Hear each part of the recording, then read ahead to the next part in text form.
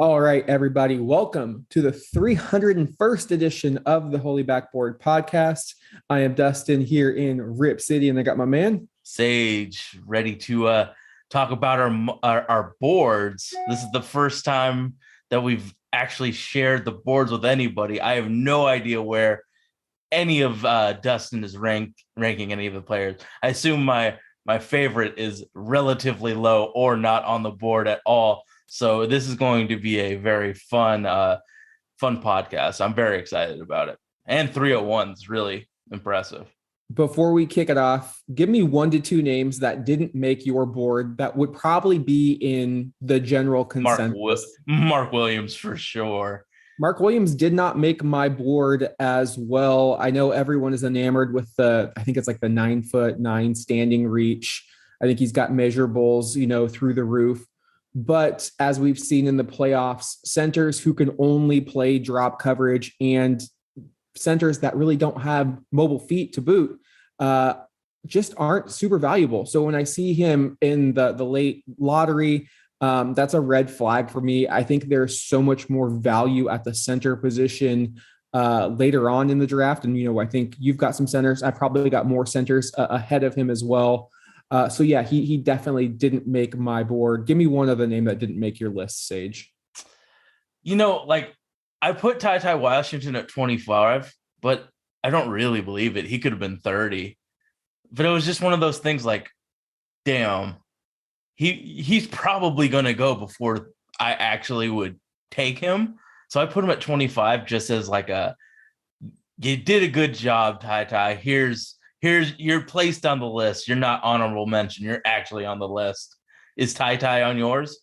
Or do you have any point guards? I have one. Ty is 28th on mine. So yeah, he didn't make my board. I'm a little concerned about the lack of athleticism and the long range shot. They compare him to Andre Miller, and I'm like, oh, that's great, but it's not 2010 anymore. I don't know if Andre Miller thrives in today's NBA. And two other one and done shooting guards that are probably going to go higher than 25 or around 25. Bryce McGowan's from Nebraska, Blake Wesley from Notre Dame. Didn't quite make the cut. I think. Oh, they weren't even close. I didn't even think of them. They just need a little bit too much refinement in their game. And again, this class is loaded with 2s and 3s that you don't need to spend that first round pick on players that are 2-3 years away. So with all of that said, let's kick it off at number 25. I think we both have point guards at 25. I'll let you take the lead here. Who's your 25th player on your board? I have Ty Washington. I think that with him in the placement of my board, I just have no interest in him because there's a logical spot for Ty to fall, and 25 really isn't the spot for him. I've seen him at as high as the Knicks pick and in the mid 20s. Me having him at 25, it just says that I don't want him on my team. Yeah, I would agree with that. I watched, a bit of Ty, and the team did struggle when he was not on the floor. And that is a good sign of a point guard. However, I got sucked into that in 2012. I was all aboard. I liked Dame, but I also really loved Kendall Marshall. Yeah, I loved Kendall. And Kendall Marshall was the same type of player that was a little bit slower, didn't have a great jump shot, but the team really needed him on the floor. Again, it's just, you have to be able to shoot in today's NBA. So yeah, I can see him being 25. I'm not in love with my 25th player as well. Another point guard from the SEC. It's Tennessee's Kennedy Chandler. Mm-hmm. I have him ranked a little bit higher than Washington because of the explosiveness and the quickness that he can have. And he has really high defensive potential. Mm-hmm. Like Washington, he needs to work on that jump shot for sure. But if you're at least able to be a defender, there's going to be a spot for you in this league. And we've seen it. Marcus Smart won Defensive Player of the Year the first time since Gary Payton. These point of attack defenders are going to start to be high commodity. So I could see a team rolling the dice on Kennedy Chandler at 25. But moving on, who do you have at 24? I have someone I don't think you like at all, but he's Jaden Hardy from the G League Ignite. With this draft, man, there's no real ball handlers. The fact that he can actually get downhill and use his dribbling craft to get to spots that others can't I think that that's worthy of the 24th pick. And then, he is a questionable shooter, but like everything about him in his priors is that he's a dead eye. So maybe with NBA spacing, because G League Ignite was so trash at spacing, maybe he can actually show that he can shoot it. Yeah, I have him, I believe, at 29, so we're not too far off there. I didn't, to be honest, I didn't watch a whole lot of Hardy. I really only saw him when we were scouting Dyson Daniels, and he didn't jump off the page at me. But yeah, I've seen people having him as high as 7 on their board. Yeah, I know he was a big time recruit, and that could pan out. But I agree, I wouldn't take him very high in the draft. Again, a player that I think has a lot of things that make you go wow, but also a lot of refinement again needed in his game. At 24, I have a bit of a late riser. Someone we recently covered in this draft is Santa Clara's Jalen Williams, a really good big guard. As I mentioned on our Future Friday, I like him as a big 2 rather than a small 3. I think he can become an elite type of role player that just has a really high basketball IQ.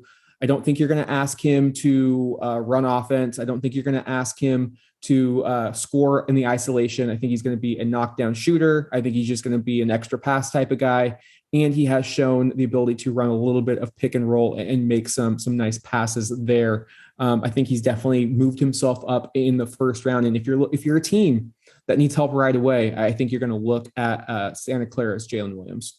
I think he can max out as that secondary pick and roll threat. That's why I have him a lot higher.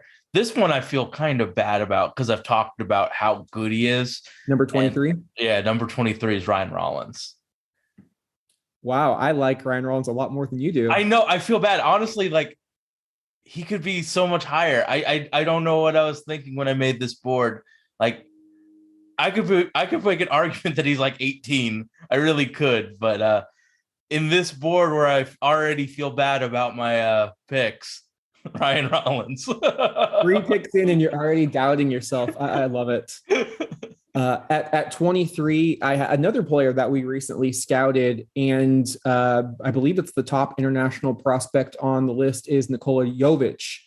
I really like the ability that he has at 18 years old to shoot the ball extremely well. Clearly, he's going to need some time to get better defensively. He's never going to be able to stop somebody on an island on the perimeter. It's going to be a challenge, especially early on, but he has great length. He can play the passing lanes. He just has to get that aspect down. But, I think there is something to those Danilo Gallinari comparisons, and Gallo had a really solid career. And if you can put him in a situation where you're able to grow with him and surround him with good defenders, you can hide him a bit. Like you can't put him on a bad defensive team. It's just only going to get worse, but you can hide him a little bit. Look at a guy like Bjelica for the Warriors. Like he's able to fit on that team because they've got a solid core. So if there's a team that is looking for a stretch big that can really knock it down, I really like this kid. And what I said when we scouted him, he's only 18. So there's so much more room for him to grow. He's playing against grown men right now. And we've seen so much success from the foreign-born players in the NBA. So I would gladly take it. If there's a team in the 20s that wants to take a flyer on this guy, I think that would be a home run if you're able just to be patient with him. After my buyer's remorse with Ryan Rollins at 23, I'm going to somebody that I think you don't like that I do, and that's Patrick Baldwin at 22. I think that the last year of his college career was the worst possible situation that he could possibly be in. He's way more skilled than what he showed at Wisconsin. Milwaukee, Wisconsin, correct? Yes, Milwaukee, Wisconsin. I mean, Johnny Davis would love to have Pat Baldwin at the real Wisconsin, but yes. I think if you're a team with multiple first-round picks and you can afford to take a miss, he might be worth taking a flyer on if you believe in the skill set. I think if you're a team with one first-round pick, I would be hesitant to put all my chips in on a player like Pat Baldwin. But He's not my favorite prospect, but I can understand why some people would want to roll the dice there. You can't teach size, and if you can get him on a team that has gravity that can pull away from him and just let him kind of be that fourth or fifth player, you might see some good results. At 22, one of my favorite prospects in the class is Christian Koloko from Arizona, the Pac-12 Defensive Player of the Year, the Pac-12 Most Improved Player of the Year, averaged about 3 blocks for the Wildcats. And what I love about him, and he's going to fall in this draft, he could be there at 36 for the Blazers, but why I have him at 22 is the improvement that he made under Tommy Lloyd. Sean Miller could not get through to him. Sean Miller could not get through to Benedict Mathurin or Dalen Terry. Like, it was just not a good situation for the Wildcats. Tommy Lloyd comes in from Gonzaga as an assistant under Mark Few, coaches these players up, champions for them, really good positive reinforcement. And you saw this Wildcat team, they weren't even projected to go top 25, and they were number 1 seed in the NCAA tournament. Koloko is a really good big who is going to run to the rim. He's going to block shots on the weak side. I don't know if he's going to be able to blitz, but I think he can hold his own on occasion on the perimeter, and he's got nimble feet and a great wingspan. So if he does drop, he can challenge that shot. I think he's fantastic value for any team that wants to pick him. I know his age is going to scare off some teams, but just from the jump that I saw from this year, I think there's more left in the tank for Koloko. And if there's a center, and this is why Mark Williams was not on my board, because I think you can get much better value. I think Koloko's a better player, but the value just increases in my eyes when it comes to Koloko. They're just two different athletes. Like, I think Koloko can actually defend on the perimeter. You are not going to risk Mark Williams blitzing anybody in the perimeter. It's almost certainly all drop coverage, and you're hoping to God he doesn't jump. So I like the Christian place on your board. He isn't on mine because I think I just went hella wing heavy. So yeah, going from one Wildcat to another. And I think that I have undervalued both of the guards that we talked about in our Gems series, but I have Dalen Terry at 21. And I still think I'm higher than some scouts at 21. So, I mean, he's the type of guy that everybody's looking for, the Herb Jones. I think that Dalen Terry is the closest thing to Herbert in this draft with the defensive acumen and the playmaking. Like, he's not going to be your number 1 guy, but he's going to be a secondary, tertiary guy that can make things happen for your offense and be a great defender. So Dalen Terry at 21. Yeah, I love that pick. I'm even higher on. Oh yeah, I have a feeling he's like mid-lottery for you. he's super high. I wouldn't be surprised if he has a better career than Benedict Mathurin, who I also am very high on. So that's how much I believe in Terry. At 21, I'm going back-to-back big men. It's Walker Kessler from Auburn, a player who, again, is slipping on these mock drafts, and I don't know why. You're looking at a sophomore player who transferred from North Carolina, goes and plays for Bruce Pearl alongside Jabari Smith, and just flourishes. Led the NCAA in blocks, damn near at 5 blocks per game. Just an absolute menace. Doesn't move quite as well as Koloko, but instinct-wise, he's one of the best collegiate shot blockers I have seen. If he's available in the second round, I mean, that's a solid backup center that you have right there. So any team that wants a good big who can, I mean, again, he's just an impeccable rim protector, and I saw flashes of 3-point range.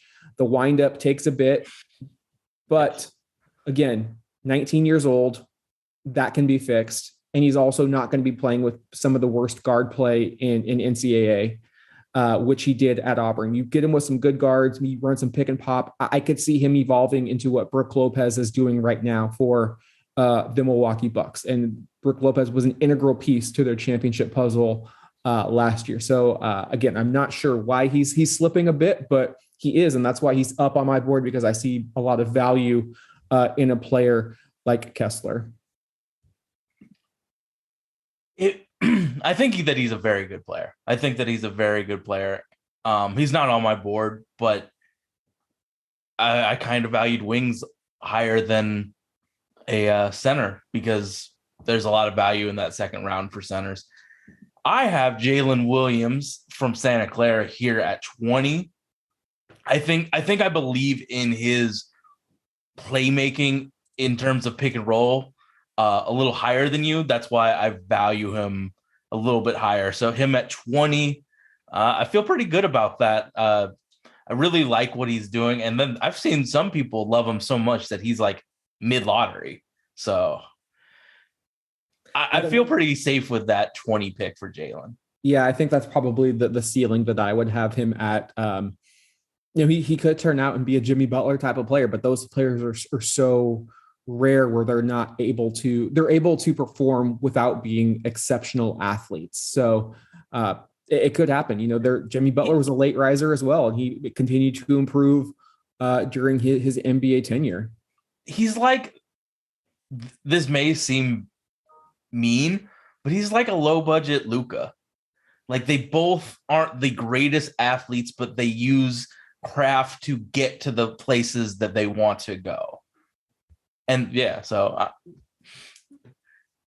anytime you're like compared to Luka, it's a good thing, I think. But at 20, I have a player who decided to return for his senior season and lead his Kansas Jayhawks to a national championship, Ochai Agbaji. He had games where he looked like a surefire lottery pick, and then he had games where he was putting up 5-6 points and completely taken out of the game. I think he's a fantastic catch and shoot threat. I think he's a smart basketball player. He's going to come in. He's ready to plug and play. Like Jalen Williams, I think if you're a team that needs somebody to be a 7th, 8th, 9th man right away, he's going to do that. Put him alongside another guard. He's got good size on the wing that can just drive and kick, maybe a big like a Jokic or an Embiid that can draw attention inside and kick it out. I think that's where he's going to make his living. I think he's going to be a dynamite 3-and-D player, but I wouldn't project him to do much more than that, just because of there were games where he was completely invisible, and it was because he just doesn't possess the lack of one-on-one isolation basketball skills. But again, 3-and-D players are never going to go out of flavor. If you can get them in the middle of the first round, I say by all means, go ahead, even if you have to reach to do so. So he's 20th on my board. Yeah, I think his biggest swing skills, absolutely his playmaking and creating for himself and others. Like him and Christian Braun relied on those point guards to set them up for scoring opportunities. They aren't creating anything out of the air for either of them. So I have Ochai quite a bit higher, but I see where you're coming from. So we are at 19. I just threw him in here. You were the one who really scouted Nikolai. I just put him in here. I have Nikolai Jovic at 19 because he has all the potential of being a good player. He's tall and has a skill set, but I felt like my board needed to have him, but I don't know as much as you about the prospect, so I just put him at 19. I mean, I think he's a surefire first round pick. I mean, he has 2 NBA skill sets right now. He can shoot the shit out of the basketball, and he's 6'10". Yeah, those are two things you can't really teach, like height and shooting. It's really hard to become a great shooter. And again, he's got handling ability. Like, I think he's going to be able to grab and go. I think he's going to be able to be a secondary playmaker once he grows into his frame. And again, I just really value those players playing in those grown men leagues coming over to the NBA. Like, they're professionals over there. They're coming over. They're not being, there's no NCAA, whether it's, NCAA provides some wonderful things, but it also is not a professional experience, even though they are somewhat now being paid like professionals. Like, you have to go to class. You've got college students, you have a college life. Like, when you're overseas, that's your job. This is your shit. Yeah. You bring your lunch pail to work, you clock in, you clock out, and you're expected to play with a standard. Like, that's what it is. You get a salary. And like, there's just been too many players that have came over that have succeeded for me not to believe that that's what he's going to do. Whatever they're doing overseas is working, and it's translating. So I think it's a really great investment for a franchise to take Jovic. At 19, I have your boy, AJ Griffin from Duke. I think he is probably the best catch and shoot shooter in this draft. Easily. There are questions that I have and I have him one spot ahead of Agbaji because of the age. Agbaji's a senior. Griffin's AJ's like 18 years old. There's a likelihood he develops into more of an offensive threat. At the collegiate level, Duke didn't really have a point guard. They tried Wendell Moore. They tried Jeremy Roach. They tried initiating it with Banchero. The spacing on Duke kind of got muddled a bit. And so there were times when AJ Griffin just wouldn't touch the ball. He does have another thing that you can't teach is that he's strong. He's physically strong. He's going to play bully ball. What I do worry about is his inability to get separation. And he was a tough shot maker at the collegiate level. And sometimes that doesn't necessarily translate. Sometimes it can, like, oh, you just know how to get your shot off, or there's going to be times where you're going to get clamped. He did show some ability to kind of do that side step back on the three. So he does have some non-catch and shoot shooting ability that I have witnessed.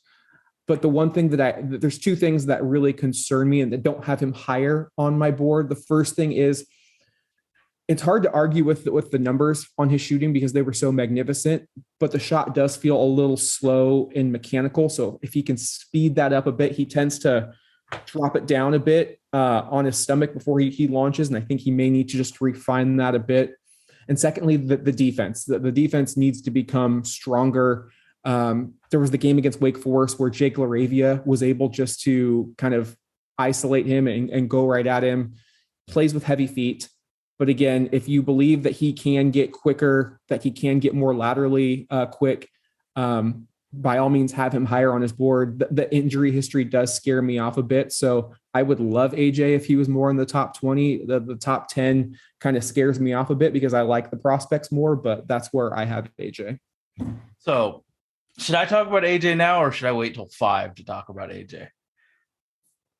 All right. Well, you mentioned his shooting. I have plenty of AJ thoughts, but I looked at his advanced stats. He's a 99th percentile scorer in the half court, 98th percentile in offensive possessions, 97th on jumpers, 96th on threes, 95th on catch and shoots. On drives, he's 95th. On catch and shoots, he's 93rd.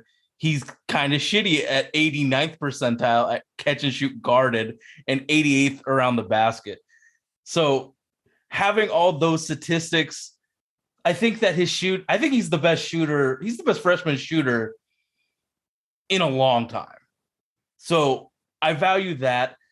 You mentioned, I think one of his biggest problems is that on his drives, he has a lot of wasted movement.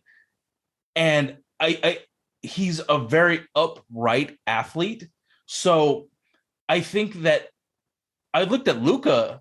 Early Luka, his shins were just like AJ's. And as NBA development and building up your body happens, his shin angles got so much better. So if what happens to Luka, what happens to James Harden, what happened to Paul George, happens to AJ Griffin with how he is able to step and be quicker, I think that the sky's the limit. Obviously, I have him at 5. So, I mean, and we're talking about his shooting. Like his base looks aesthetically, he looks bad. He looks boxy. Also, I think AJ Griffin is the difference between your scouting and my scouting. Like this is the guy that is so rare because of all of the things he has, where it's like you want somebody that is you want him to be Benedict Mathurin. I think it's okay that he isn't. He's still very rough because that shooting is so good. And like I watched him shoot. He's like Bazemore. He has so many bad things with his shot, the base, the release, how he holds the ball. but he's still a 99th percentile shooter. So if we can fix some of the stuff that's fixable, I'm taking the low-hanging fruit of AJ Griffin at 5. All right. Who do you have it at 18? I might be a little low on this because I haven't heard his name yet, but Jalen Williams from Arkansas, I have him at 18. I mean, like, he has such rare abilities for a big man. I mean, him being at 50, 55 just seems wrong. That's ridiculous. So I'm taking the stand and I'm having him at 18. I don't see him being better than Liddell. So he's below the Liddell line, but he's still very, very, very good. Yeah, he is supremely underrated. And I think anybody watching successful teams know you have to have role players that are capable of defending and rebounding and even shooting, which he has shown. He's the complete role player package. And I think teams are mistaking a high floor for somebody that's not going to, give them anything. So yeah, high floor doesn't mean have a low ceiling. High floor means you're gonna be good. You're safe. There's something okay with taking a safe pick in the middle of the first round, because Lord knows you try to swing for these home runs on players that have a 1 to 5% chance of hitting, when I would much rather have. Yeah, those aren't the players to take your swings on. Jalen Williams or Blake Wesley or Bryce McGowan's, like, it's not even a thought. At 18, I have Ryan Rollins from Toledo. I think he's one of the best ball handlers, pure scorers in this draft class. I compared him to a young CJ McCollum, and he's 2 years younger than when CJ came out of the draft in 2013. As you can see with CJ leading the Pelicans resurgence, I don't like Rollins at the 2. I think if you can just put him as the lead ball handler and put a bigger guard next to him, he's going to flourish. He has the dribble package. He can almost any shots in his bag at 20 years old. Like the bag is so deep that he's only going to add to it. I mean, look at where CJ was from 2013 to where he is now. CJ is not athletic. He's not supremely quick, but he's crafty as fuck. And he just knows the angles.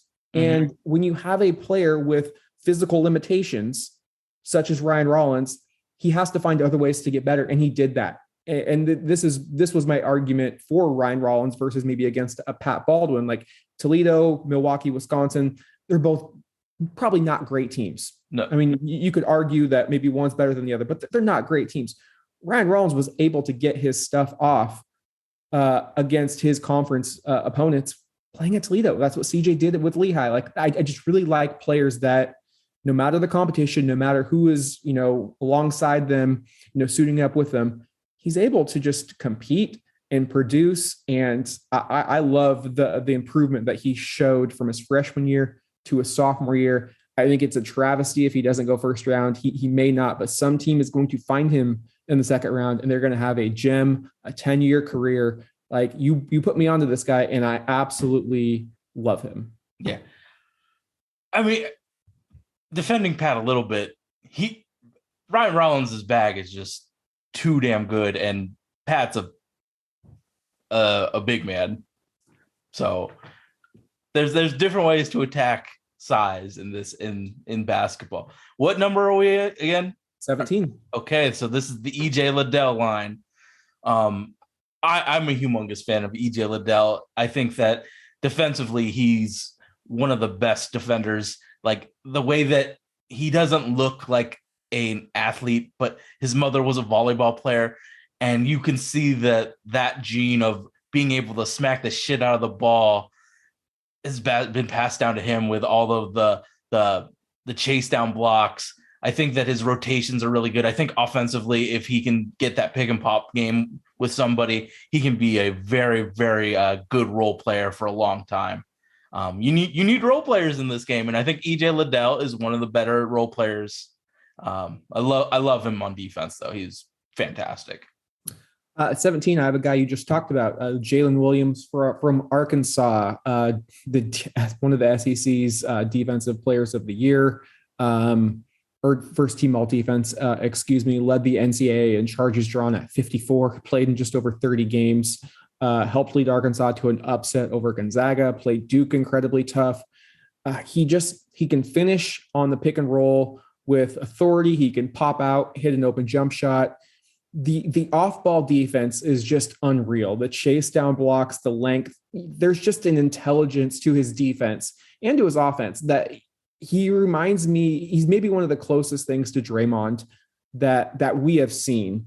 And Draymond went to the second round for a reason too. He wasn't quick enough. He wasn't strong enough. Like, he was undersized. Well, Jalen Williams is perfectly sized to play either small ball 5 or 4. I love his mobility. I love his lateral quickness. We had him high. We were tuning into Arkansas games just to watch this big man play. And I rewatched him again leading up to our scouting. I was like, I got to bump this guy up even further. Like, this guy is incredible. And he was so consistent from the start of the season to the end of the season. I think he's just going to be a heart and soul, a glue guy, a player that you're going to love to have on your team, and you're going to absolutely hate to play against him. So yeah, the charges, the getting charges, that's just a menace. So he's a pest, and I say that in the most lovingly way possible. But it's ridiculous that he is not graded out higher on anybody's big boards, and I am glad to take that leap of faith on Jalen Williams. So at 16, I have the champion Ochai Agbaji. I believe a little bit in his ability to create, but what he is a D3 guy. I think that his defense is really top tier, and then he knows himself, and he improves every year. But he knows his limitations and what he can do on the court. He's not going to try and ISO when that isn't his game. So if you need a guy that's going to fill a role and fill it well, Ochai Agbaji is your guy. Is this 16? This is indeed 16. I have Dalen Terry, the wing from Arizona. Honestly, wouldn't mind having him up a couple of notches after rewatching him. Again, he's just a menace defensively. I mentioned when we were scouting him, I'd just gotten done watching every game of the Blazers and Bulls in the 92 finals, and just how disruptive Pippen and Jordan were with their length off ball. He couldn't throw long passes. He couldn't throw cross court. There's so many times that Terry would just kind of lurk in the weeds and then pounce and get that ball and ignite the fast break for Arizona. And what's great about him is he excels in transition, just hammers home everything with athleticism, with ferocity. He is, I think, a reliable catch and shoot guy from 3. He averaged nearly 4 assists per game at the college level, which I think is incredible because they play shorter games, and it's just a different game. It's harder to get assists at the college level. I don't think he's ever going to be like a one-on-one isolation player, but the two-way potential just has me kind of like salivating. Like, Portland needs to find a way to get Dalen Terry. Like, he is like maybe one of the most important players that Portland could find, given his size and his skill set. And I think he's a player that's going to last in this league. And you're starting to see him rise on these draft boards. Sage, you and I were on Terry probably since Christmas time. Mm-hmm. And now all of a sudden he's starting to rise into that first round. But, you're high on him. I'm even higher on him. I think he's worthy of that late lottery, early teens selection. I like it. 15? Okay. I have Ohio State's Malachi Branham.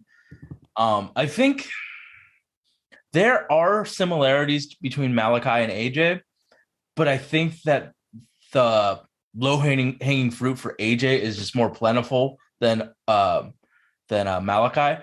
Malachi has to get better at getting to his spots with with dribbling, because at Ohio State he just got like one step ahead and launched, and it was good. But in the NBA, I don't think that happens. There's much more athletic players in the NBA than in the teams that Ohio State played. So he's going to have to develop some craft to get to his spots. But I can just see Karis LeVert in Malachi Branham. That is a comp that I don't think is that unachievable. I think that's a pretty likely outcome for Malachi.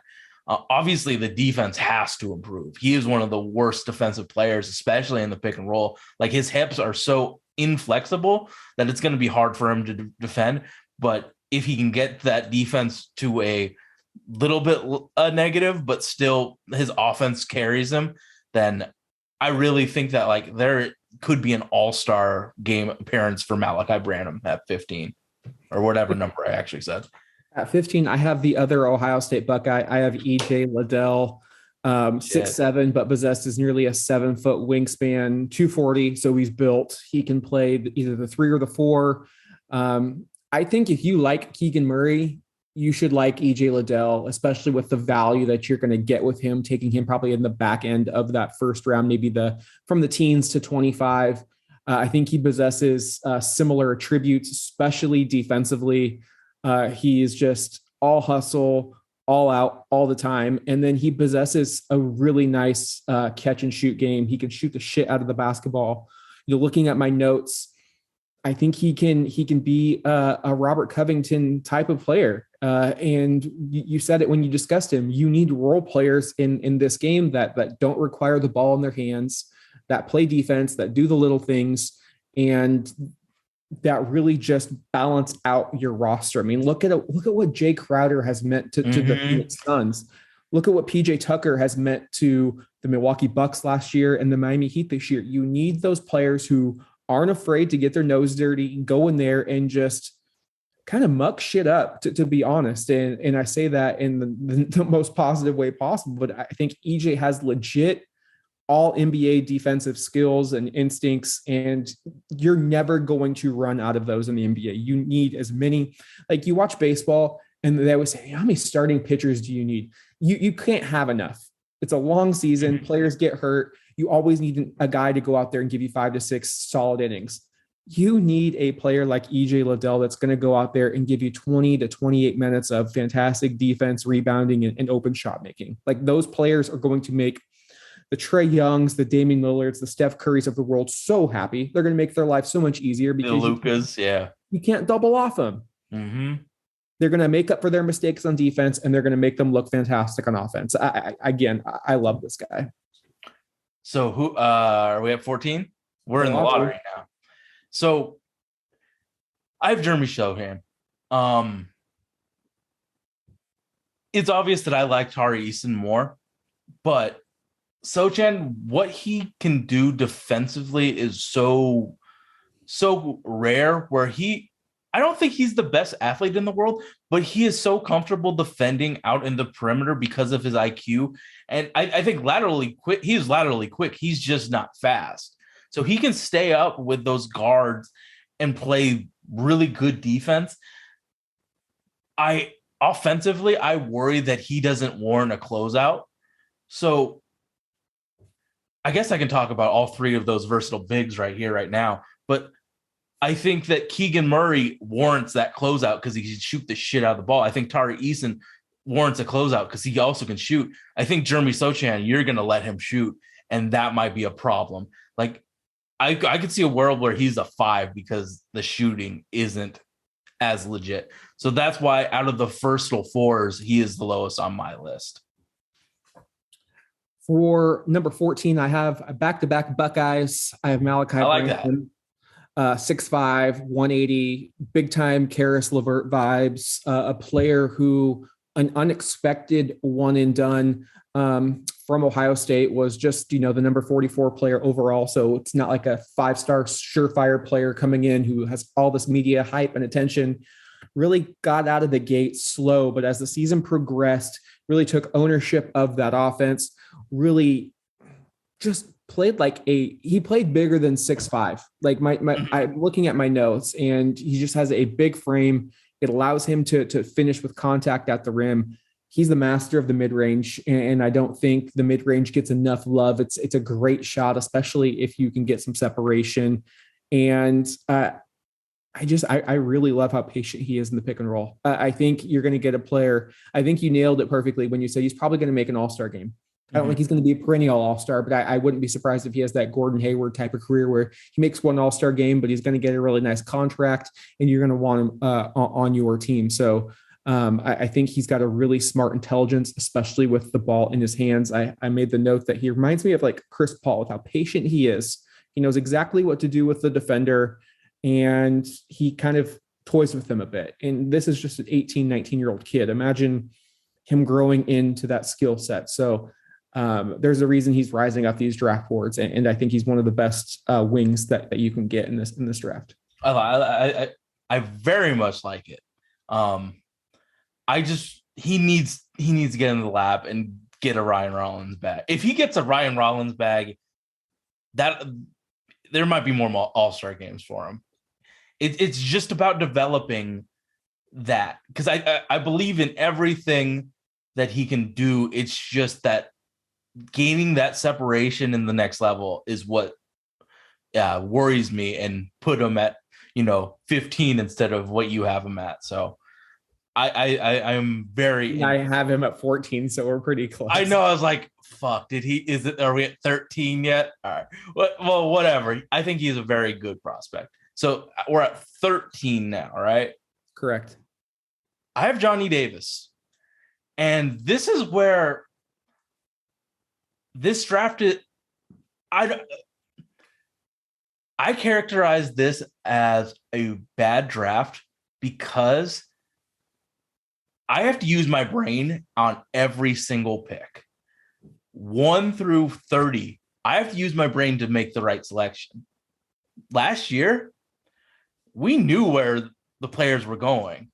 Like, a bad GM knew that Cade, Evan, and Jalen in some way were going to be the top 3, and then it went to Scotty and Jalen.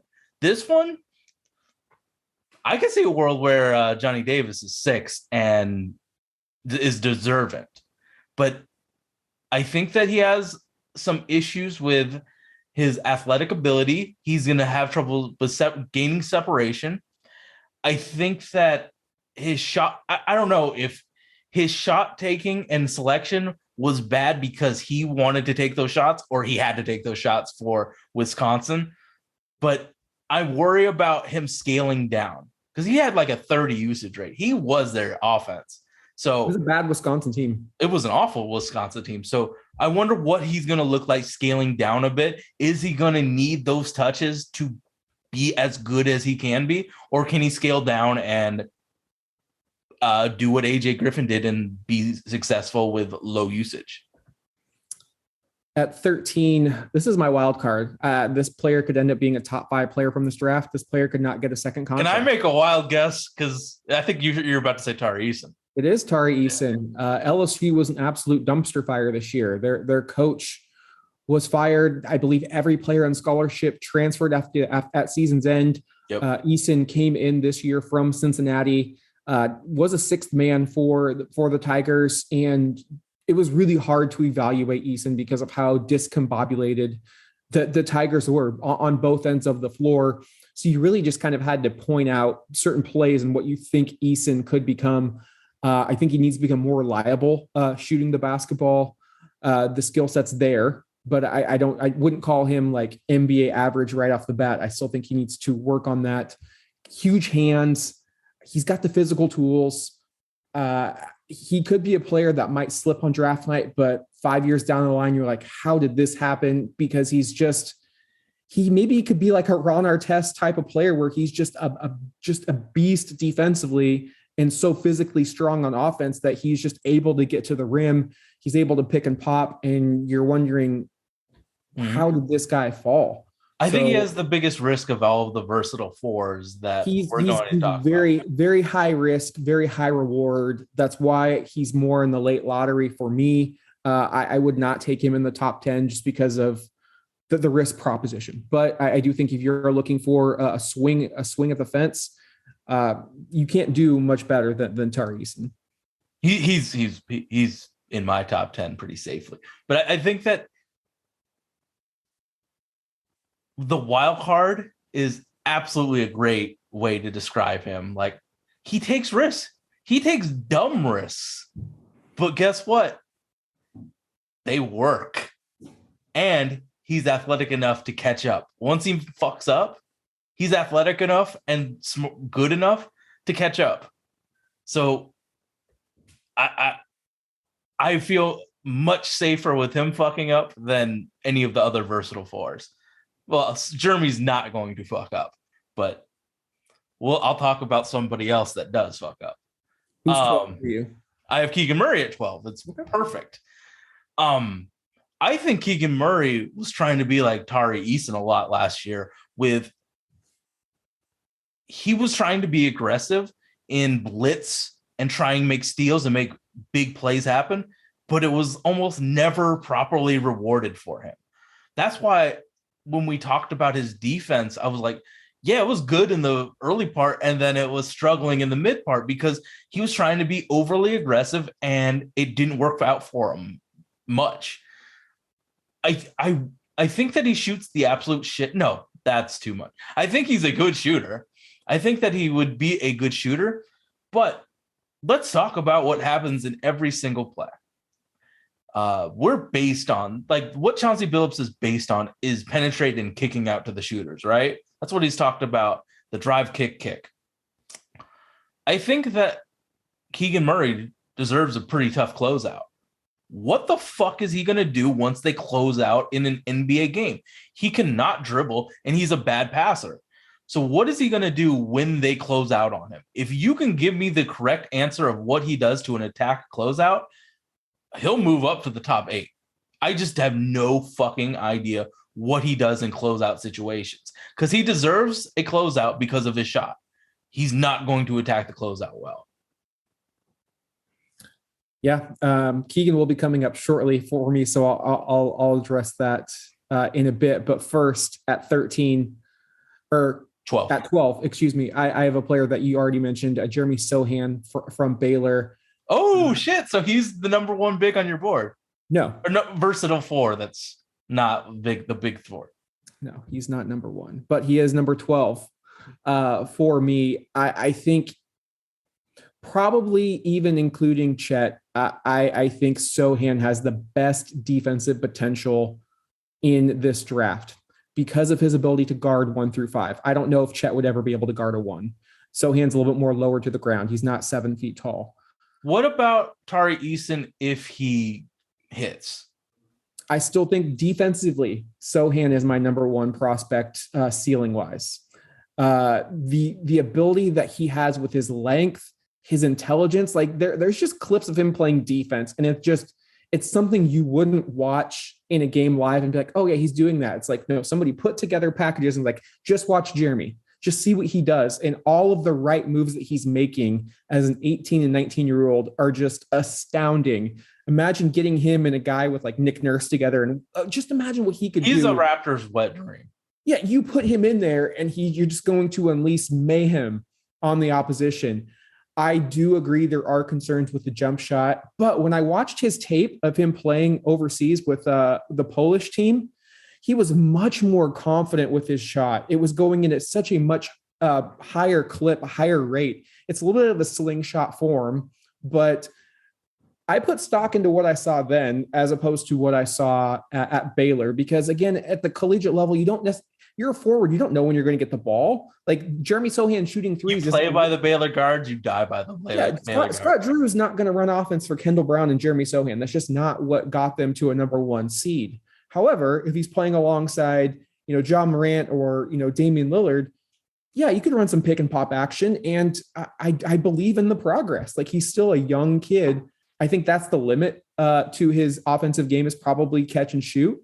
But if he hits defensively and he's able just to keep the defense honest, you're going to get a player who you cannot take him off the court. And you can play him small ball 5, you can play him 3-4, whatever you want to do. The defensive potential capabilities and situations that you could throw him in. I look at the Spurs in the lottery. That's a team that I'm like, yeah, they probably may take him. And if he goes there, just watch out. If he goes to the right system and they're just patient with him, this kid could just be absolute dynamite. I think that the biggest swing skill is his shot. He makes up for not being the best athlete in the world because he's smart. And he's got that wingspan for days. He's a long player. All right. So we're at what number? 11. 11. I have your favorite Arizona Wildcat at 11 in Benedict Mathurin. I think that I have an issue. Like, if I'm thinking about the Blazers, I have an issue with Benedict Mathurin because I think that he would do better in a faster paced team. The Blazers are like a mid-tier space team. I remember that Houston Cougars, they tried to slow the game down and make it ugly. That's where Benedict Mathurin struggled. So I think he would do best on the Spurs because they're one of the faster teams. So I think that it's just a pace and space team for Benedict. So it kind of limits where he goes, where he's the most optimized. I think that I never, ever, ever question the shot. I think he's a 3-level scorer. I think the defense is obviously going to be the biggest issue with him with his off-ball defense. I mean, the reason why Arizona stopped dancing was because he didn't play defense on the last possible second. So I like him. He's in my top 10, but I think that he would do Not your better. top 10. He's 11. Fuck. I like him. He's in my top 11. He's in my lottery. I like him. So, but I think that he would do much better on a faster paced team than the Blazers. I have Keegan Murray at 11. You know, I've gotten confused a lot because I talked about Keegan Murray, so I assumed you talked about Keegan Murray. No, not yet. So I have Keegan at 11, a really hard player to place for me specifically. I do not buy into this top 5 hype that he got for just being a dominant scorer at Iowa. He posted up way too much. Yes. And I mean, a lot of his possessions came on the post up against smaller players, similar to Mike Beasley at Kansas State in 2008. That does not translate. You're not going to run post ups for a 6'8" Keegan Murray. It's just going to get shut down. So you take that away. What is he bringing you offensively? I think he is a safe player in terms of shooting the basketball. I think he's going to make the right play.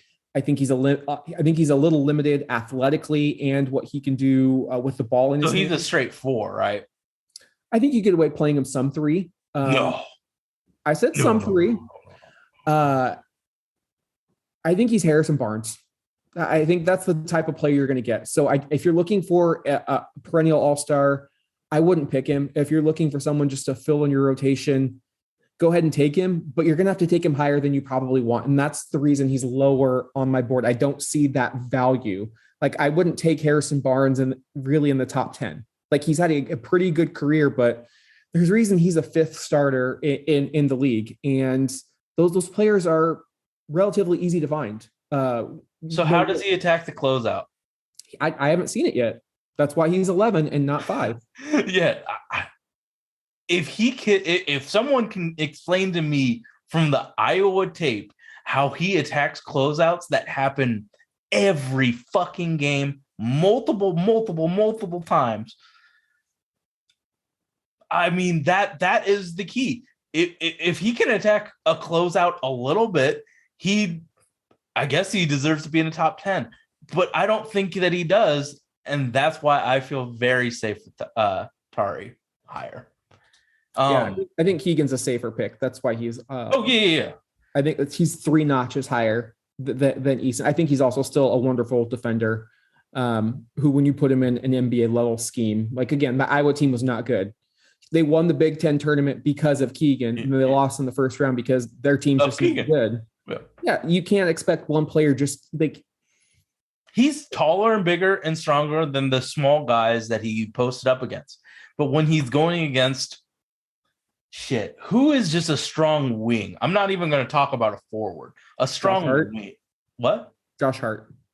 Josh Hart would body Keegan if in a closeout situation. There's no bodying up Josh Hart. Like, Justice Winslow would shut that shit down instantly. I'm not talking about a forward. I'm talking about a small wing. I don't think he's strong either. I think he's bigger than the players that he went against. All right, who are we going to? I'm at 10, right? We're top 10. So I have Dyson Daniels because I don't believe in the shot. And I think his playmaking in terms of dribbling is really bad. I think that once he gets into the paint, fantastic playmaker. I think he's a good playmaker, actually. I for a 6'7" dude to be an above average playmaker is so valuable, but there's just so many things in his game that worries me with the shot and then the dribbling. And dribbling is fucking hard to master. Like the reason Paul George is so special is he went and was drafted and had Klay Thompson dribbles and then turned it into Steph Curry dribbles. That shit's hard to actually create.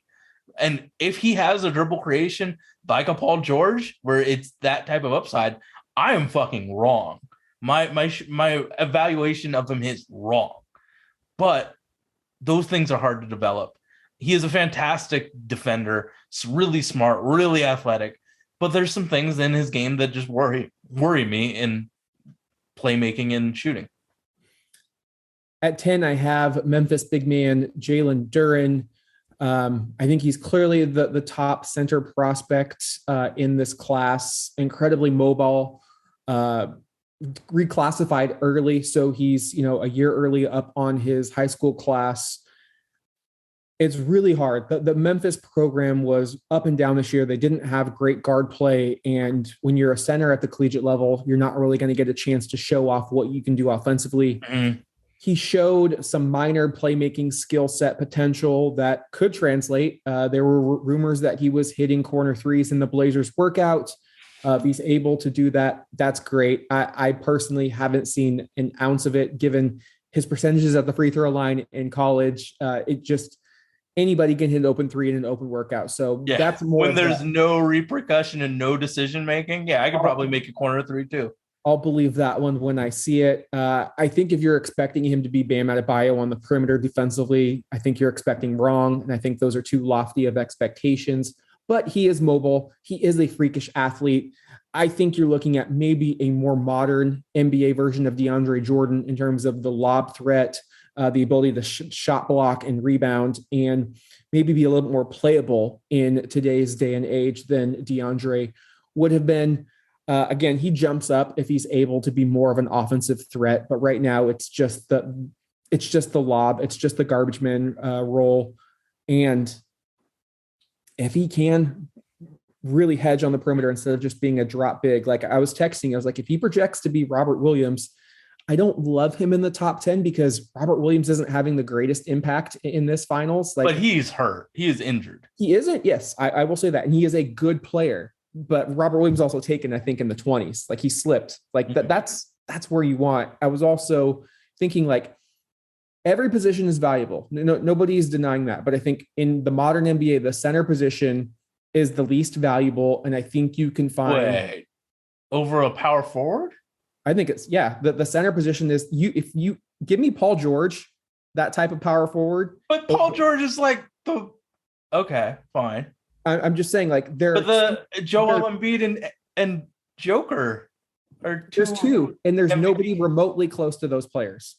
I think you're undervaluing the center position because it's so valuable, especially defensively. Like, okay, I do not believe in the center position in the lottery in today's NBA. I don't see it. Now, if he could shoot like Al Horford, yes, sign me up for a top 5 pick because Al Horford is valuable. He can play two ways. And that's why Jokic and Embiid are so great because they go two ways. I think look how good Bam Adebayo is, but he got exposed in the playoffs because you couldn't run offense for him. He was not scoring the basketball. An elite defender. And I know Bam's fantastic. I love Bam, but everything gets exposed in the postseason. I think you're wrong. And I'm like the most anti-big man. I think that you're underestimating the value of an elite defender and a great rebounder. So I'm just saying throughout history, big men have not led to championships, at least in the past 30 years. Hakeem was it. And I think Hakeem and Duncan and Shaq, those three, but all right. I mean, I would much rather have Jalen Duren trying to I would much rather have Jalen Duren than fucking Keegan Murray trying to. But we both have him ahead of Keegan. Like that's fair. I have him ahead of Keegan Murray as well. But I'm not going to convince you, but I think that you are underestimating what a big can do. That they just make things so much easier defensively. Like I agree in the regular season. I completely agree in the regular, but in the postseason, there's no defending Steph Curry from 35 feet. There's no defending Trey and Dame. We're talking about the 9th or 10th team. They've won 30 fucking games. They got to get there first. They got to get to the goddamn playoffs before we can worry about their weaknesses. Like we're talking about dog shit teams right now. Yeah. 9th and 10th player on the team. They deserve to be in the lotto. They're bad. I clearly like the regular season through the regular season. Clearly like Jalen Duren. I do. I don't love the value of a center in today's NBA in the lottery. That's all I'm saying. I think wings and guards are more important.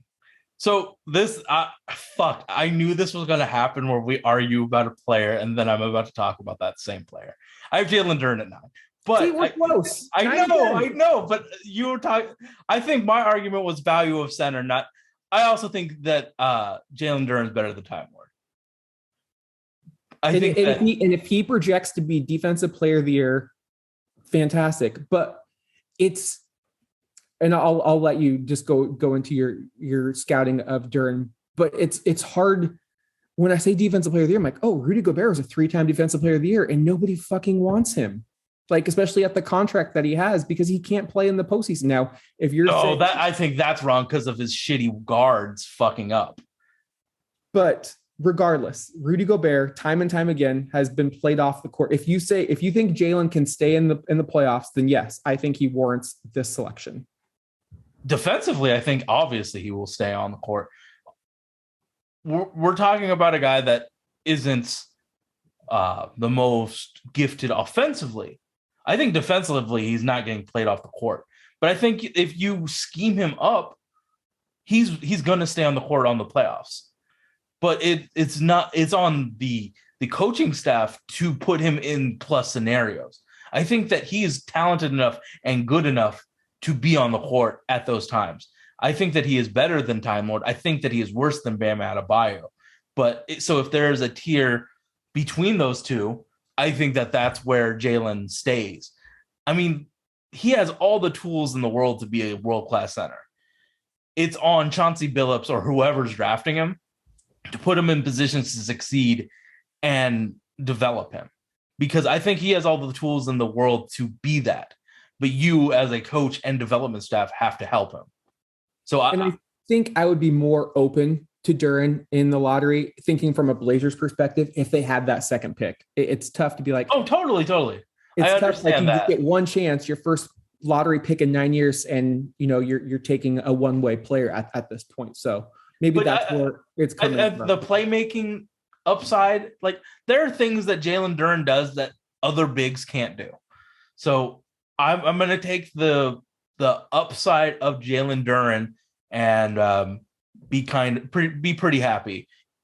I think if the Blazers drafted him, I would be fine with it. I would not be hyped, but I would not be bummed the fuck out like I would be with Keegan Murray or AJ Griffin. Oh no! The best freshman shooter in a long ass time. That picture of Dame talking to AJ is going to get tattooed on my arm. Lord. At number 9, I have Johnny Davis from Wisconsin. You gave me a look when I put him at. Oh fuck! I did have him 13. Never mind. 13. So Johnny is a player who I loved initially, and then we started scouting some other players, and he struggled a bit at Wisconsin at times during the season, and he dropped. And now it's to the point where I feel like he's underrated. Like I'm like, no, Johnny Davis needs some love. Like that Wisconsin team was abysmal. He was the Wisconsin Badgers. No other players to take any sort of heat off of him. And I know there are questions about how we can scale down. You were talking about that. Well, there was a game early on. I think it was like the Maui Invitational. They were playing Houston, the team that eliminated the Arizona Wildcats from the tournament, one of the best defensive teams. he actually got free off ball and was just a marksman, like Klay Thompson type of jump shot. I think he needs to shoot more too. I think Wisconsin did not give him like. I think that the guards that I'm going to talk about in the future, they needed to shoot more. I think Johnny Davis needed to shoot more. He didn't take enough catch and shoot or threes in general. It was mostly mid-range, like, I'm bigger, stronger than you. I'm going to post you up and take this shot. I like his throwback game. I like the ability that he can post up smaller guards. That performance that really stands out to me at Purdue, 37 points in a victory over just a really good Boilermaker team, was the best player on the floor that day. And that included Jaden Ivey. I think there are questions about his athleticism. There are questions. Are we talking first or second game? The one that he scored 37, the first one. Okay. Because that second game was awesome too. But I remember the same thing being talked about Brandon Roy. Like when you're talking about separation, it's almost like a double-edged sword, because if you don't get it, you don't get it. But if you don't get it, maybe you can learn how to use leverage. Like CJ McCollum knows how to use his leverage. Brandon Roy used his leverage and found angles and was still able to get his shot off despite not being super athletic. So I do see the concern. There are concerns there. That's why he's not higher for me, but I just have a feeling about this kid. Like if he goes to the right system, you're going to get a big guard like Klay Thompson, Brandon Roy sized guard at the 2, where those guards don't grow on trees anymore. Like they're not coming out of the collegiate ranks very often. You're getting more of those 6'3", 6'4" combo type of players. These throwback guards are going to be a hot commodity. He's a smart defender. He's just a great rebounder. I love everything about Johnny Davis. And if Portland was able to trade down, whether you get 13 and 15 or 9 and 20 or 9 and 25, I mean, he's a player who I think would just look fantastic. And I just think like playing for Wisconsin's hurting his stock a bit right now, because there's a lot of tape of him struggling to do too much. Mm-hmm. But again, when you're put in a situation like that, it's just like, Johnny, here's the ball, go save us. And he's like, well, shit. Okay. I'll try my best. Yeah. So we're at 8, correct? Yes. This is where the best versatile 4 that's not one of the big 3, Tari Eason, gets picked. I have him at 8, man. I am very aware that he is a high-risk player. He fucks up a lot defensively, but he makes up for it. He is really one-handed when he drives. He is right-hand dominant. He does not have a left currently. He's over-aggressive when he tries to drive to the lane and dunk on everybody. He commits so many fucking charges. With all that said, he has the highest ceiling out of the 3 guys that I keep mentioning. He in this scenario that happens every possession with closeouts, I don't think Jeremy gets them. I think Keegan can't do anything. I know Tari Eason's going to get that motherfucker on his back and then turn the corner and get to the hoop. I know he's attacking closeouts. He shows flashes of being Victor Oladipo. He shows flashes of being one of those elite guys. But he also shows flashes of him absolutely sucking. And I'm well aware of that. But I'm taking the good with the bad. And I think if you can get him in a scheme him up, get him in places where he can attack, he is going to be the best power forward that's not one of those big 3. I am taking the chance on Tari Eason and all of the negatives that could happen.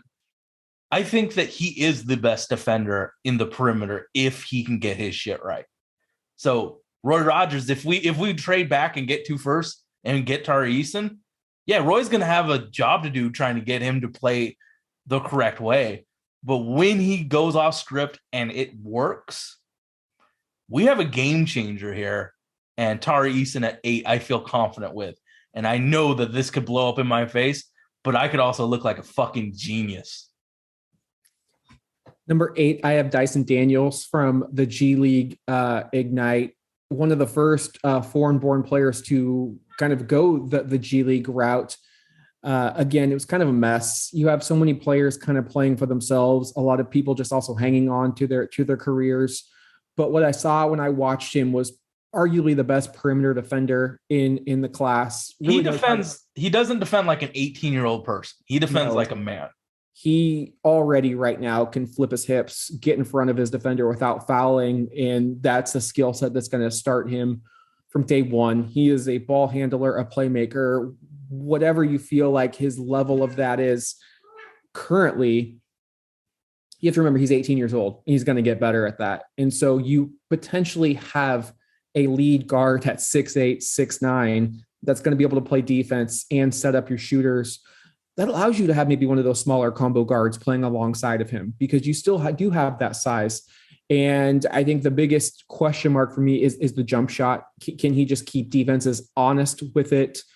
That's why he's not higher. But again, I do buy into that hype that he is going to go probably 4 through 8.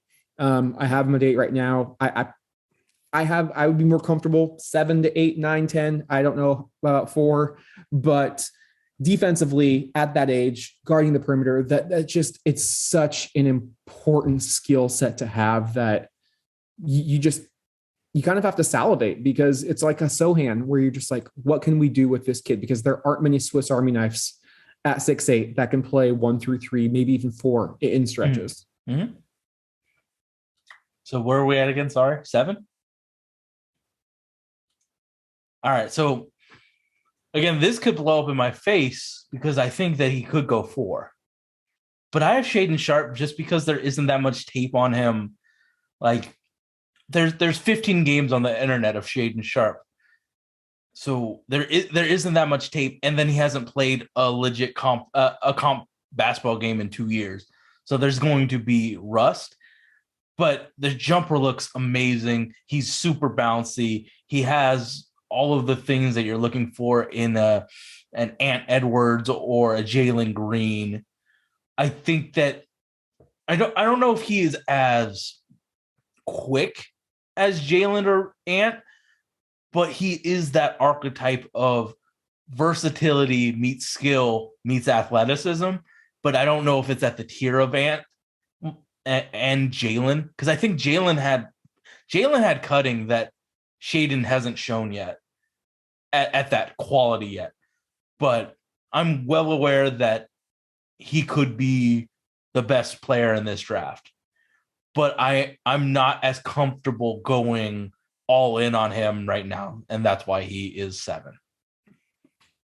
Yeah, fair enough. At 7, I have Paolo Banchero. Damn. So that means Dang is ahead of him. Usman, damn. Yeah, easy. Okay. For me. Okay. Banchero. So has there been a tier change yet? Because at Jalen Duren, I changed tier levels to 2. Everyone else was at tier 3. Then there's a big jump, and then no, he's between tier 2 and tier 3 for me. He's there. Okay. I like Paolo Banchero. I think he's one of the best offensively skilled big men in this draft, especially at 6'10". Can handle the ball, put it on the floor. I question watching him. There were times when I'm like, is this dude like really interested in playing right now? Like it's Duke, it's Coach K's last ride. You're playing on national TV almost every game. And there were just times where I didn't know if he was hyped to play. And it could be because he's like, I know I'm going to the league next year. And why the hell am I having to spend a year in college? That still kind of scares me because I would rather have to coach down a guy than have to coach somebody up. I question a little bit the lateral quickness. So defensively, I don't know if he's ever going to be elite. Like he may be number 1 in this draft because as a byproduct of this draft, not having a clear cut number 1 player. And I can understand that. I can understand why people have him number 1. Do you think he should drop 10 pounds? I think he needs to get a little bit more nimble. Yes. Because I would say that I think that he's looking too much like Julius Randle for me. I watched high school tape of him because I had his insomnia one night. So I watched a bunch of his high school tape. His high school tape's better than his Duke tape by far. He did not give a fuck about defense for 85% of the year. Like, I think that he cared in the tourney. I think that he was really good at defense in a few games earlier, but mid-year through, like, I would say the ACC tournament, he actually turned it on. He did not give a fuck about defense. But I look at his high school tape, and he's like a good defender. Like, help side, he's there. He's making plays, but he was also he was thinner when he was in high school. So in my evaluation of him, I'm using the Duke tape. Obviously, it's the most recent. I also am taking into account that in high school he was thinner and a lot more athletic. So yeah. I think that he needs to drop some weight and be more nimble. Yeah, and if he showed more of that, he would be higher. But right now, I think he's like a Julius Randle type of player where he might make an all-star team, but I don't know if he's perennial. I have him at 7 because I do think there's a risk. There's a risk, but I think there's potential for him to become an a perennial all-star. Like there's talent there. There's just a little bit of red flags that I'm not willing to look past in terms of, but I like other prospects more. Has there been a prospect that we've had at the same spot this entire draft? Negative. Yeah. I don't think it starts now. So at 6, I'm going to be honest. I'm going to be honest with my evaluation of him. I've only watched Usman when he was really good. There was a point in time where he was not very good and not confident in his shot playing against a very physical Australian league. They are physical as hell.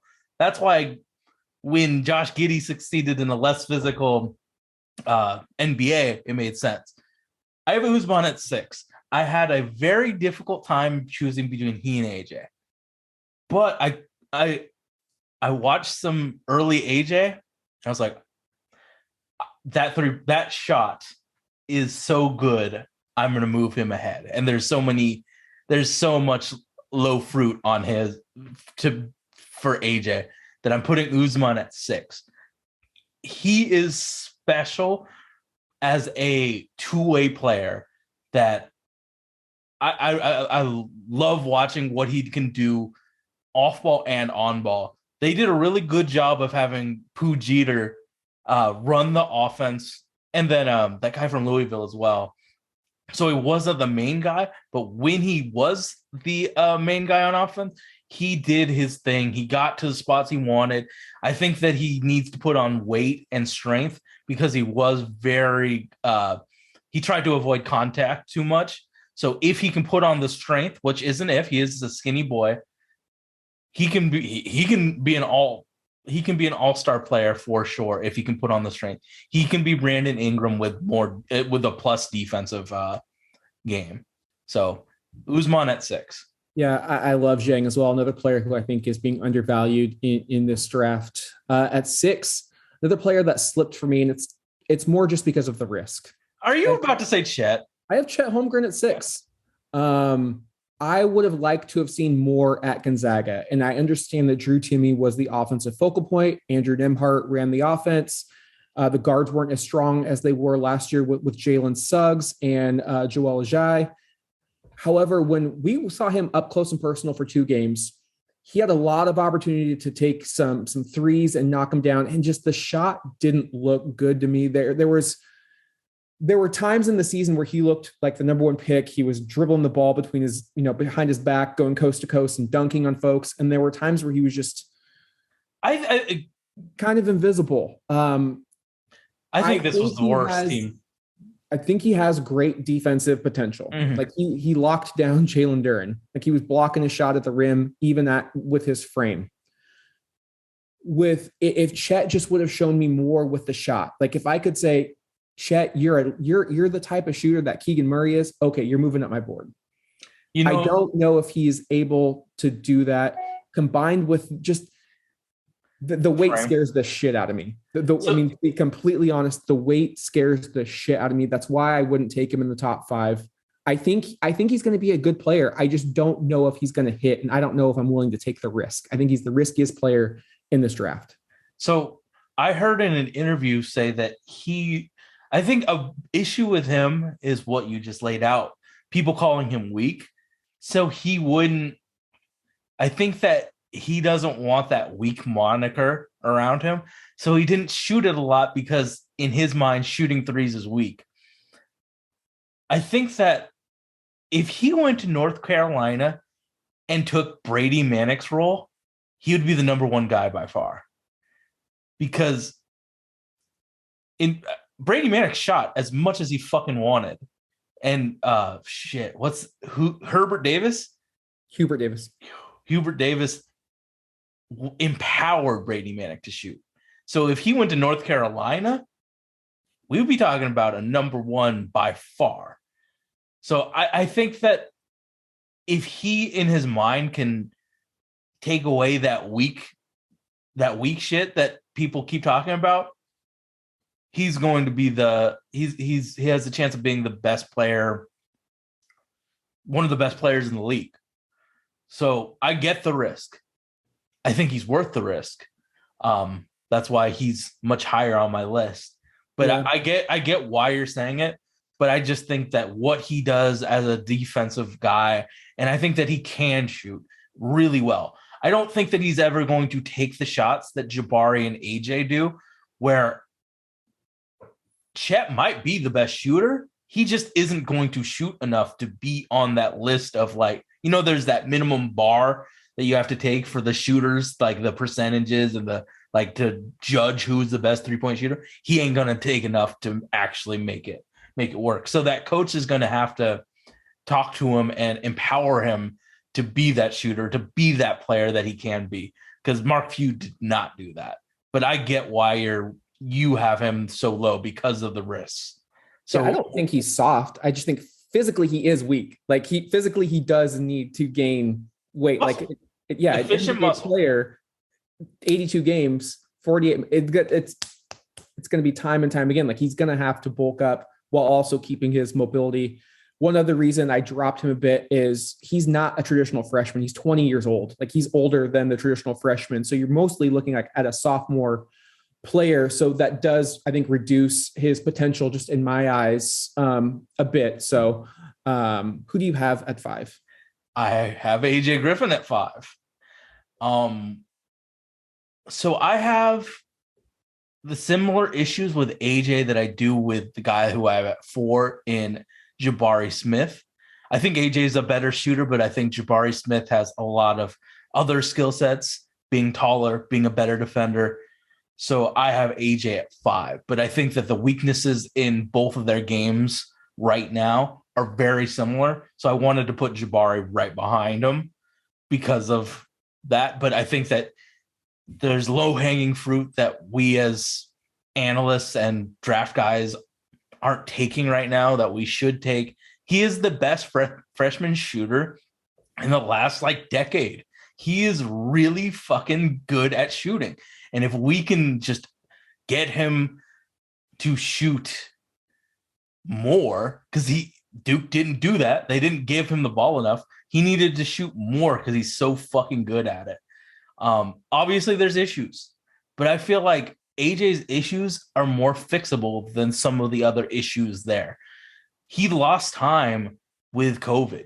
New York City was affected by COVID the same way that Paulo Banchero in Seattle was. COVID really fucked up a lot of people's in this era's development. I am willing to take on all of the issues of AJ Griffin for that shooting ability and for that off the dribble shooting ability, for the cutting, for everything that AJ does. I think a lot of this shit's fixable. I know that the injuries scare him, but from what I've been hearing, because I am such an AJ stan, that the medicals pass, I am all on AJ Griffin to be. I think that he could be the best player in the draft if he can get the shin and get flexibility. If he comes to Portland, let's start a goddamn yoga club for him to get some damn flexibility in his legs. But I think that he could be there is a world where AJ Griffin is the best player in the draft because that shooting ability is so goddamn good. I think he needs to hire you to do as I cuss too much. I could never be AJ. That defense is a world away from being the best. Okay, let's talk about that Duke defense. I think that Duke defense was so bad with I the have to. I have strategy. to go pretty soon, Sage. So we gotta. Well, you're gonna have to wait to that. No, I I think have a that it's meeting pretty so soon. overly help. I think it's so over help dependent that's why AJ. I watched way too many AJ Griffin high school games. He plays good defense. Duke had some weird strategies for him to play defense, but I still feel good about that. There's a chance he's the best player in the draft. All right, at 5, I have Benedict Mathurin. I think damn. he's one of the best wings in this class. There's just players who look the part. Like he makes the game. He's aesthetically pleasing where AJ is not. Yeah, I see AJ and I'm just like, ugh, like no, you're too boxy, you're too mechanical. Mathurin is slithery and smooth, and like this is where the difference is in our evaluations. There's just an eye test where I watch Mather. I'm like, yes, he is going to be able to get in and out of NBA crevices. He's going to get to his spots. The switch that really flipped for me with Mathurin was midseason. Tommy Lloyd took the ball out of Kirk Krista's hands, put it in Terry and Mathurin's hands, and he was initiating offense, mastering that pick and roll with Koloko, throwing lobs, deep lobs, while also maintaining a high usage from the offensive end.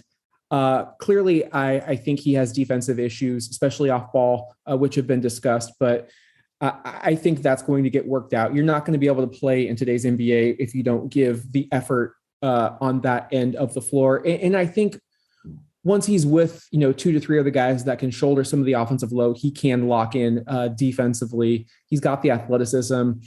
I think he's marvelous. Like that performance against TCU, hitting that big shot, I was like, okay, this is a primetime player. The dunk showed me the athleticism that I want to see from a 6'6" guard. I think he's marvelous. Who do you have it for? Oh, it's Jabari Smith. And I think I was the first Blazers guy to talk about Jabari as a pairing and how he was the best player. I think that the biggest issues with Jabari is that he takes nothing but tough shots. I don't think he has a go-to move where he can generate space. Everything he does right now is a difficult shot. There is no easy ones. And this is in Auburn in college. It's going to get harder. His biggest swing skill is getting into positions to make that easy shot. If he can, he doesn't score at the rim. So he's a mid-range, long range, and 3-point shooter. If he can develop some stuff to get some easy shots, I feel so much better. The play, I think he is a horrendous passer too. Who's the center on? Who's the center again? Sorry, Walker Kessler. Walker Kessler are two of the worst passers I've ever seen. Those two could have made their lives easier if they knew how to pass. I know that the Auburn guards are awful passers.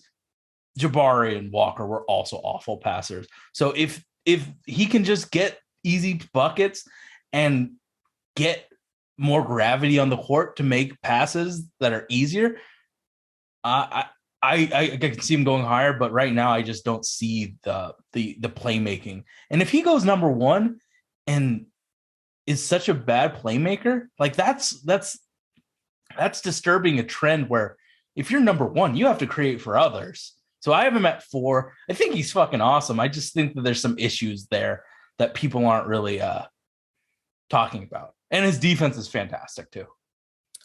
Number 4, I have Ousmane Dieng. I think the sky's the limit for him. Another player like Branham who played better as the season came on. Again, he's 18, 19 years old. You're getting a 6'10" playmaker with incredible defensive instincts who can shoot the basketball. He's everything you want. I equated him to a prime Nico Batum, completely locked in, and that player is an all-NBA player, a do-it-all performer. He's who I want Portland to take.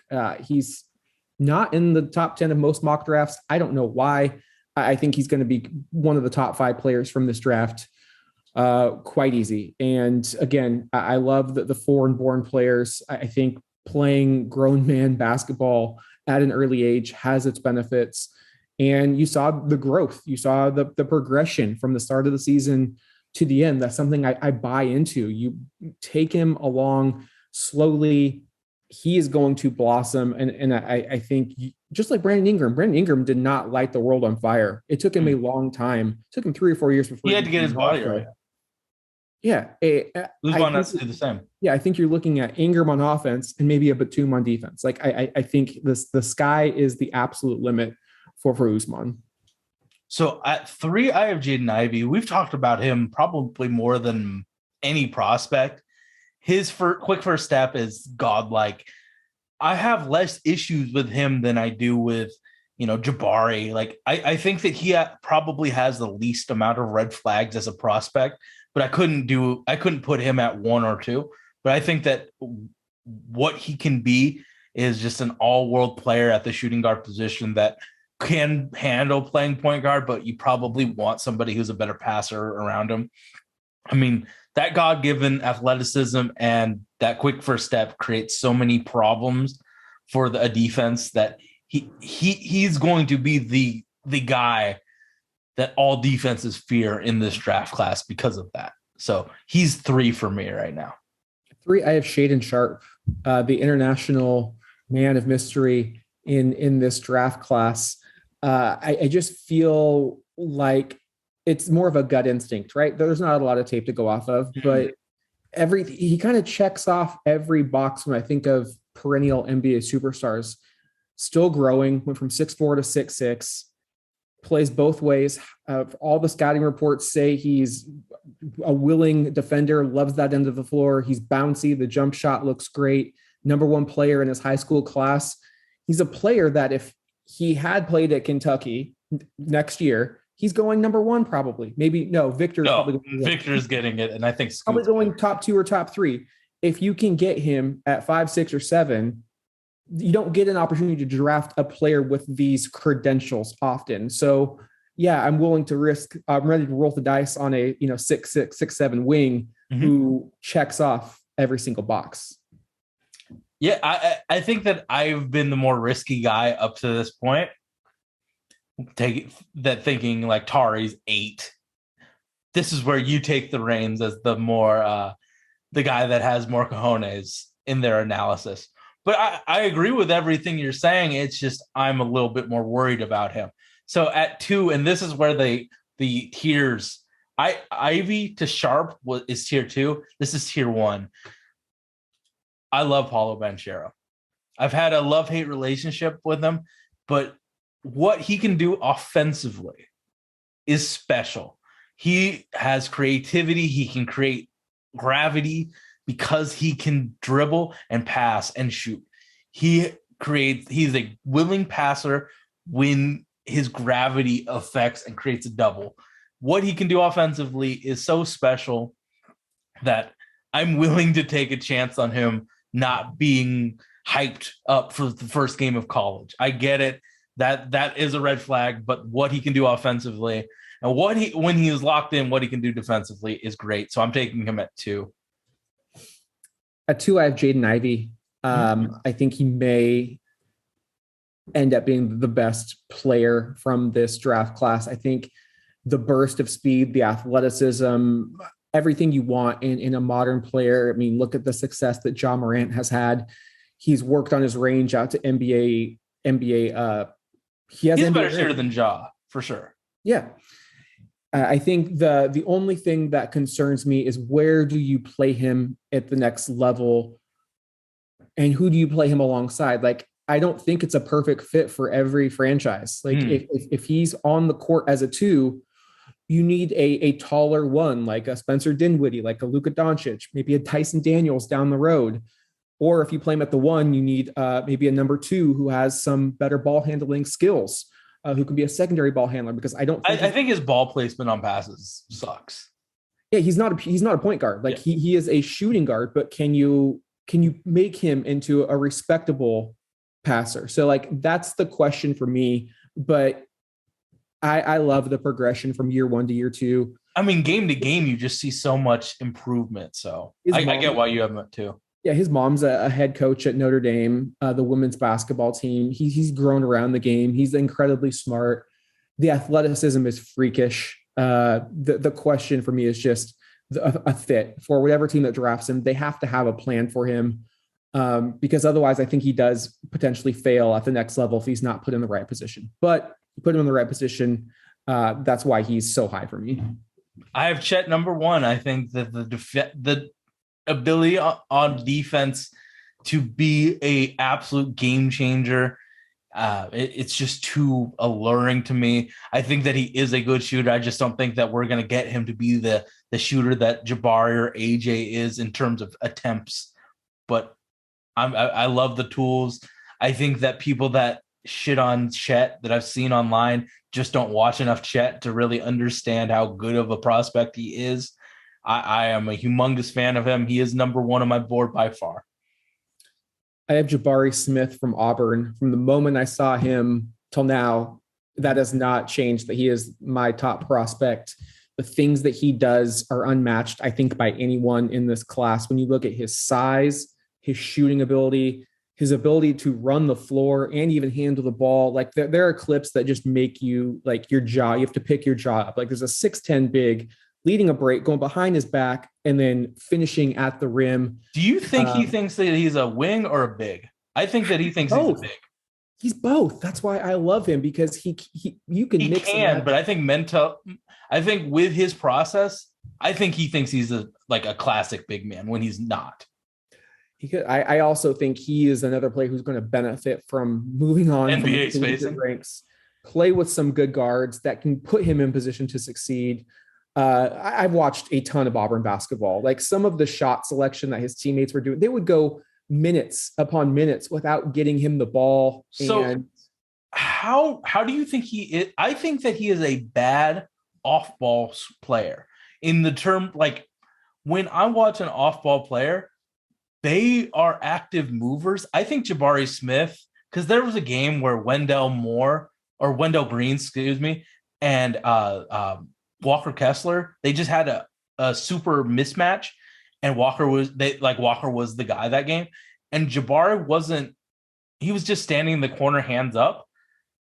I think that he's going to have a little bit of work to be that off-ball guy, because he's not going to always be involved in the play. I think when he's involved in the play, he's really good. But I think when he's not involved in the play, he's just a corner sitter when he shouldn't be. I think that if he learned how to move around the corner or around the perimeter, like let's say they're zoning up, him going from the corner to the wing, I think it would benefit him a lot. Yeah. I mean, that's completely accurate. Could have been Bruce Pearl telling him, no, you stay in that corner and wait for the ball. If he needs to work on that skill set, it's a pretty easy skill set to fix. So that's why like every prospect has minuses. I just feel like the minuses for Jabari are the most correctable and teachable. Mm-hmm. When you look at the defense, I am enamored by I think he's a fantastic. I think that he's so aggressive with his steps. You see his feet are, I pounded the table, but like he's so quick with his feet. I think that it's structured. His defense is structured and he can utilize his feet really well. I think where the process breaks down is in offense, you don't have unlimited steps, and where in defense, he can utilize like stepping. In offense, he can't. And I think that's where, if he can understand that he has to be more precise with his steps offensively, it's where he goes from an excellent prospect to the best. Yeah, for me, he may not have the highest ceiling, but I think he's the prospect with the most likelihood of reaching that ceiling. Mm-hmm. That's why he's number one for me. I think he's safe, and he still has a lot of room to grow. All right. I know Dustin has to go, so let's wrap this bad boy up. We just made it. We're available on iTunes, Stitcher, Himalaya podcast. Tell a friend to tell a friend. We've been doing more draft content than any other Blazers podcast. Like, retweet, leave a dope comment, and we will be back next week to talk more basketball. Peace.